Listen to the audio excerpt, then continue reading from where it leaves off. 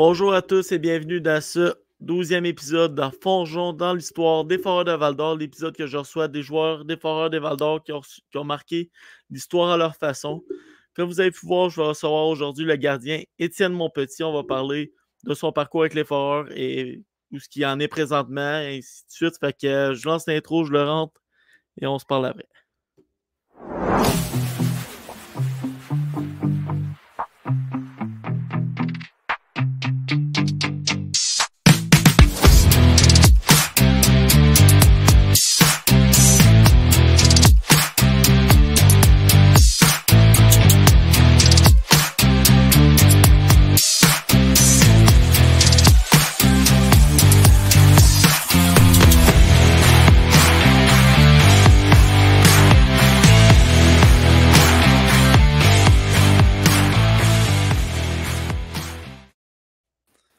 Bonjour Étienne, ça va bien? Salut Sébastien, ça va toi? Yes, super. Merci encore d'avoir accepté l'invitation. Ça fait plaisir. Marquer l'histoire à ta façon. Là. On va en parler un petit peu plus en détail. Tu as été repêché en 8e ronde, 137e au total. Pensais-tu être repêché à Val-d'Or à ce repêchage-là? Honnêtement, c'était vraiment de l'inconnu pour moi. Okay. Je pensais pas sortir à Val-d'Or, Mm-hmm. mais ça a vraiment été une belle journée et ça a été une belle surprise pour moi. Okay. T'avais-tu peur un peu de venir dans un petit marché comme ça? Non, pas nécessairement. C'est sûr que c'était plus loin de la famille, Ouais. mais dès la première année, là, j'ai senti le sentiment d'appartenance. Puis plus les années avançaient, plus je me sentais vraiment chez moi. Fait que Val-d'Or, ça a vraiment été une place que j'ai appréciée. Mm-hmm. Puis avec tous les gens, les partisans là-bas, là, comme j'ai mentionné plus tôt, là, le sentiment d'appartenance était vraiment là. Vous faisiez reconnaître, je pense, un peu plus dans la rue. Aussi, Absolument, c'est sûr que c'est pas comme si je m'avais fait repêcher à Québec, par exemple. Okay, c'est sûr que les gens, les partisans, ils nous reconnaissaient. Puis quand on avait du succès là, également, on voyait l'engouement dans la ville. Là, fait que c'était très plaisant pour ça. Après avoir tout gagné midget de ton côté, t'es avec les Foreurs pour les séries, puis t'as même goalé à une fin de game, si je me trompe pas. Comment ça s'est déroulé tout ça pour toi? Ça a été en pas grand temps, t'as gagné la Coupe Jimmy Ferrari, je me trompe pas? Oui, exactement. On avait eu une très bonne saison midget 3 avec les Grenadiers de Châteauguay. Puis c'est ça, il y a eu des blessures pendant l'année. On avait même perdu nos deux gardiens. Donc, moi et mon coéquipier, on s'avait blessé à l'épaule. Okay. Et on est revenu en fin de saison. Puis, le vent dans les voiles, on gagnait une série après l'autre. Puis, finalement, on avait gagné en 7 matchs contre Esther Blondin. Sur la route, ça avait vraiment été un moment très spécial. Puis, ensuite, j'ai eu l'appel des Foreurs pour venir en renfort pendant la série finale. Ça, comme tu as mentionné, là, j'ai eu la chance de jouer une petite minute là, en finale de la Coupe du Président. Ça a été un moment très spécial. On pouvait le voir. Là, Mario, il m'avait embarqué assez brusquement, mais comme je l'ai mentionné à plusieurs reprises, là, ça avait vraiment été des beaux moments pour moi. Puis je le remercie de m'avoir fait vivre ce moment-là. C'était-tu plus de la nervosité ou de l'excitation? Ben, c'est sûr que si je me trompe pas, l'équipe menait par 2 ou 3 buts. Donc, tu sais, j'étais plus nerveux de voir autant de gens dans l'aréna. Tu sais, ça criait. On voyait, comme j'ai dit plus tôt, là, les gens étaient vraiment excités. Fait que c'était nervosité, un mélange d'excitation en même temps. Je me trompe pas, t'as-tu vécu un peu la Coupe Memorial avec les Foreurs? Oui, j'ai accompagné l'équipe également là-bas. Fait que ça a vraiment été de la belle expérience à mon bagage. J'ai pu voir du hockey de qualité. Tu peux voir c'était quoi le calibre sans avoir nécessairement joué dans cette ligue-là à ce moment-là. Donc, c'était le fun de voir. Il y avait des gros noms aussi à ce tournoi-là. Max Domi, Lazare, Anthony Manta, il était avec l'équipe. Donc, il y avait des gros noms. C'était le fun de voir du hockey de qualité comme ça. Première saison complète avec les Foreurs par la suite. Comment ça avait été pour toi? Je pense que cette année-là, vous êtes rendu en demi-finale. Ouais, ça avait été une saison d'apprentissage, je te dirais. Okay. en début d'année, là, je pensais peut-être pas jouer autant de matchs. Kevin Bouchard, mon partenaire, il était repêché à Edmonton. Fait que je pensais que la tâche allait plus être à lui. Au courant de l'année, j'ai réussi à jouer un petit peu plus de matchs, avoir des bonnes parties. Donc, ça m'a permis de prendre beaucoup d'expérience cette année-là. Comme tu as mentionné, on avait une bonne équipe. On s'est rendu en demi-finale. C'est sûr que, si je ne me trompe pas, c'était l'Océanique de Rimouski, là, était très bon cette année-là. Donc, on avait perdu malheureusement 4 matchs en demi-finale, mais ça avait vraiment été une belle expérience, une belle année d'apprentissage pour moi.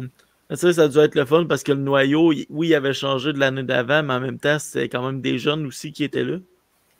Oui, puis c'était un beau mix de vétérans qui avaient gagné la Coupe l'année précédente. Ou l'année précédente, ou 2 ans avant. Bref, un beau noyau de gagnants, puis comme tu as mentionné, là, avec des joueurs qui arrivaient, les nouveaux. Donc, ça avait été un beau mix, puis on avait fait un bon bout de chemin en série. C'était très plaisant.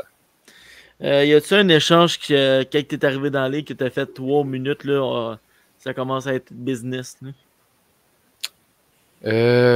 Vite comme ça, ben c'est sûr que quand je me suis fait échanger à 20 ans, là j'ai dit ok ouais, c'est comme ça que ça fonctionne. Fait que non, mais il y en a eu beaucoup là.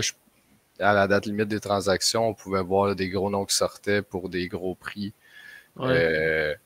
Mais vite comme ça, j'ai pas de nom en tête, mais c'est sûr qu'à la date limite des transactions, là, quand il y a un gros club, il allait pour la coupe, là, on pouvait voir des gros choix de repêchage pour ces gars-là. Fait que c'était toujours bien excitant pendant la période des fêtes. Je me trompe pas, tu as été entre les deux, tu as eu Alexandre Rouleau puis Pascal Daou comme DG. Ouais, j'ai les deux. Ça a été le fun de côtoyer. Alex Rouleau, il avait joué justement avec l'équipe, si je me trompe pas, avec les Foreurs. Étant également sa place comme recruteur dans la Ligue nationale, c'était le fun d'avoir une personne comme ça à l'entour de l'équipe. Puis, même avec Pascal, là, il y avait quand même une relation de respect.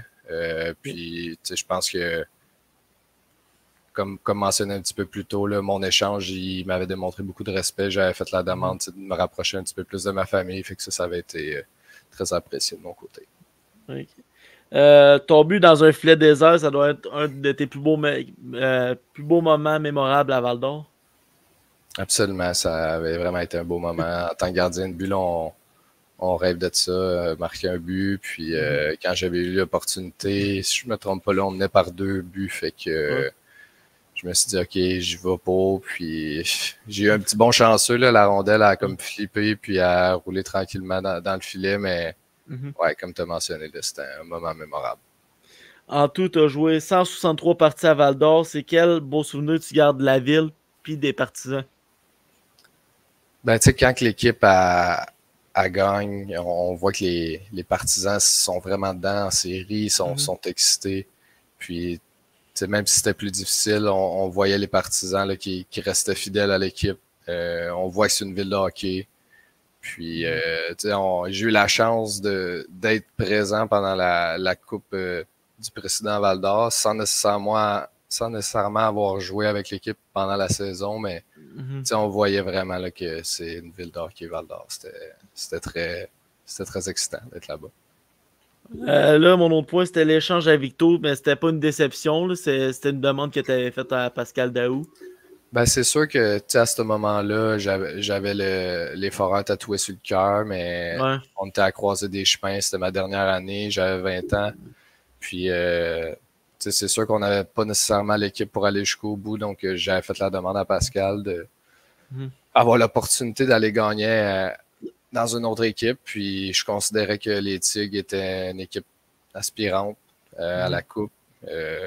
Puis, c'est ça, j'ai eu la chance d'aller là-bas. On avait un bon club de hockey après les fêtes. Là, c'est beaucoup de succès qu'on a eu.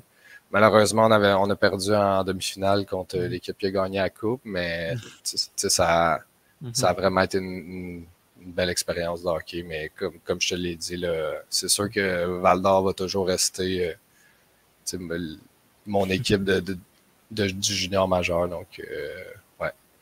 Okay. Y a-tu un entraîneur ou un joueur qui t'a marqué à Val-d'Or?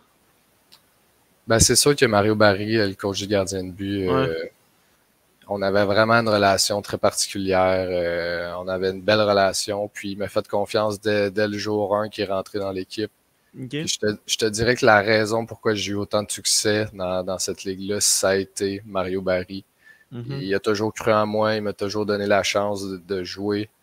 Des fois, même moi, je n'étais pas nécessairement confiant, je n'étais pas nécessairement confortable de jouer autant de matchs. Puis il me disait, vas-y, mon homme, tu sais.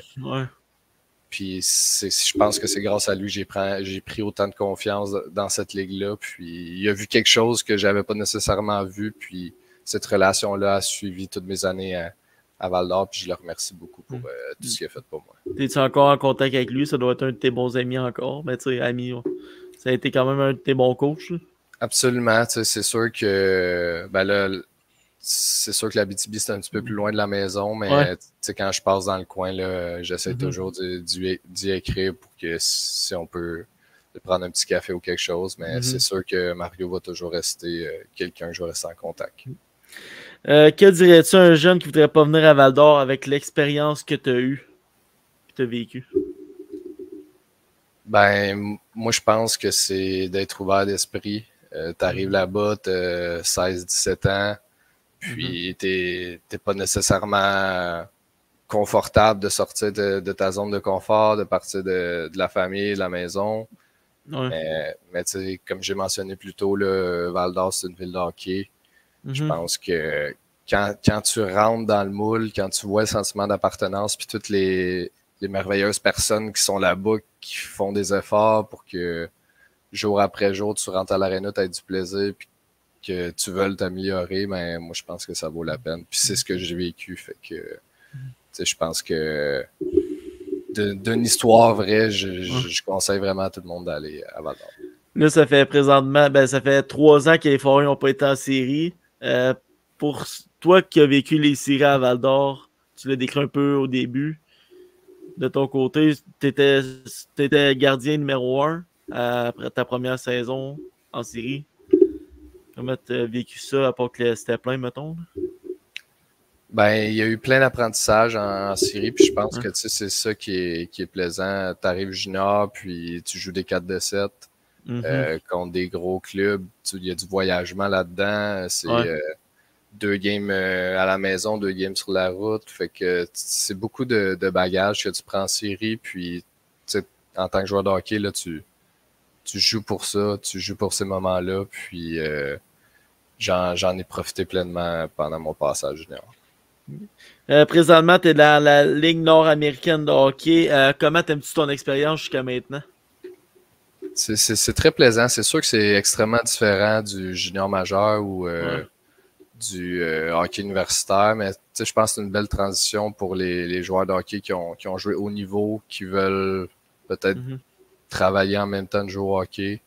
Je pense que c'est une belle opportunité là, d'être rémunéré également en même temps. Fait que puis également, c'est du bon hockey, c'est du bon calibre. Fait que il y a encore la petite flamme compétitive qui nous permet justement de nous donner le goût de continuer.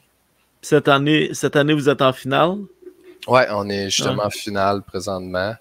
C'est 3-1 pour Thetford Mine, mais c'est pas fini. Tant que c'est pas fini, on l'a déjà vécu à Val-d'Or, on perdait 0-3, puis on est revenu. Fait que je vous souhaite un bon restant de série. Merci d'être venu sur mon podcast. Ça fait plaisir. Merci à toi, Sébastien. Ça fait plaisir. À la prochaine. Bye. Donc, pour le prochain épisode numéro 13, je vais recevoir l'attaquant des Foreurs, Nathan Brisson. Je vais être en live, il va être à côté de moi. Ce ne sera pas par vidéo. Fait que ça va être la première fois que je vais essayer ça. Donc, n'oubliez pas de liker, partager, commenter. Et là-dessus, on se dit à la prochaine.